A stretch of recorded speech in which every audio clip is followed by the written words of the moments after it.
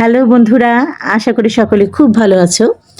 এই যে দেখো, এই যে পিৎজাটা, এই পিৎজাটা কিন্তু আমি বানিয়েছি। আমিও কিন্তু আমার সেই ছোট ভাইয়ের বউ ঐশ্বর্যর থেকে কিন্তু কম ভালো পিৎজা বানাতে পারি না। ওর মতো করেই কিন্তু আমি খুব সুন্দর পিৎজা বানাতে পারি। যখন বয়স অল্প ছিল, 22-23 বছর ছিল, তখন প্রায়ই আমি চুলাতে অর্থাৎ গ্যাসের চুলাতে আমি পিৎজা বানাতাম। এরপরে বয়স বাড়লো, সংখ্যা বাড়লো, পরিবারের সংখ্যা বাড়লো, তিয়ানা আসলো। আস্তে আস্তে সব যেন হারিয়ে গেল।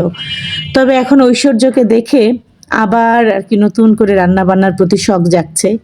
আর ও তো চিৎকার চেঁচামেচি করে, দিদি তুমি বানাও না কেন? আমি ভিডিওতে দেখতাম, আগে দেখেছি তুমি পিৎজা বানাতা, এখন বানাও না, এটা বানাতা ওটা বানাতা, কেন করো না?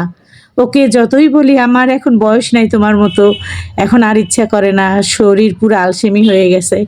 কিন্তু না, ও আরো উল্টা আমার বাচ্চাদের মানে ই করে দেয় যে মাকে বলো বানাতে, মাও বানাবে।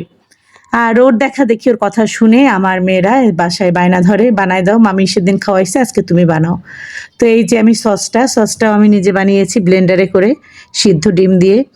আর এই পিৎজাটাও বানিয়েছি। আমার পিৎজাটা ডোটাও ওর মতো না, ডাবল হয়ে গেছে। প্রথম আর কি বড় একটা বানালাম, সসেস, মাংস, হলুদ, ক্যাপসিকাম সমস্ত কিছু দিয়ে বানিয়ে দেখলাম আরেকটু আছে, তোমার ডো আছে। তখন ওটা আবার সামান্য কিছু মাংস এবং ওই সসেস দিয়ে আমি আরেকটা দ্বিতীয় পিৎজা বানালাম। তবে এত মজা ছিল, মানে আসলে মুখে বলে লাভ নাই।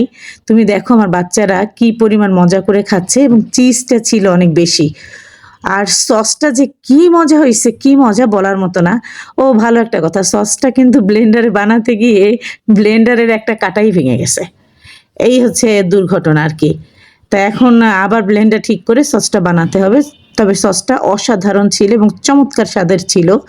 আমার ভাইয়ের বউ তখন ছিল না, ও সাভারে চলে গিয়েছিল, যার জন্য ওকে খাওয়াতে পারিনি। তবে ওকেও আর কি ডেকে খাওয়াতে হবে, যে ওর হাতের যেহেতু খেয়েছি, আর ও চেয়েছিল যেন আমি বানাই, এবং ওর অনুপ্রেরণায় আমি আবার বানিয়েছি, এবং ওকে ডেকে আর কি অবশ্যই আমাকে খাওয়াতে হবে। এবং তোমাদের সেই ভিডিও, বাবা এক নিঃশ্বাসে কথা বললাম, হ্যাঁ, যাক ওতে খাওয়াতে হবে, এবং ওকে মানে টেস্ট করাতে হবে যে দেখো তোমার মতো হয়েছে কিনা। যাক, তোমরা আমাদের জন্য প্রার্থনা করো, আশীর্বাদ করো। এই যে এটা হচ্ছে আমার দ্বিতীয় পিৎজাটা, শুধু সসেস দিয়ে আর কি ভরে ফেলছে।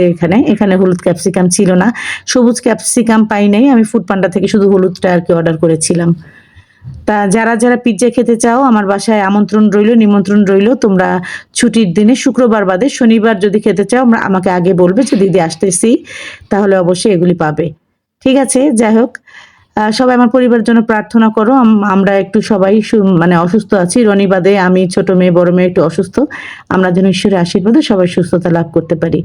যাই হোক, আজকে ভিডিওটা এই পর্যন্ত। সকলে ভালো থাকো, সুস্থ থাকো, নিরাপদে থাকো, এবং ঈশ্বরকে সঙ্গে নিয়ে থেকো। বাই।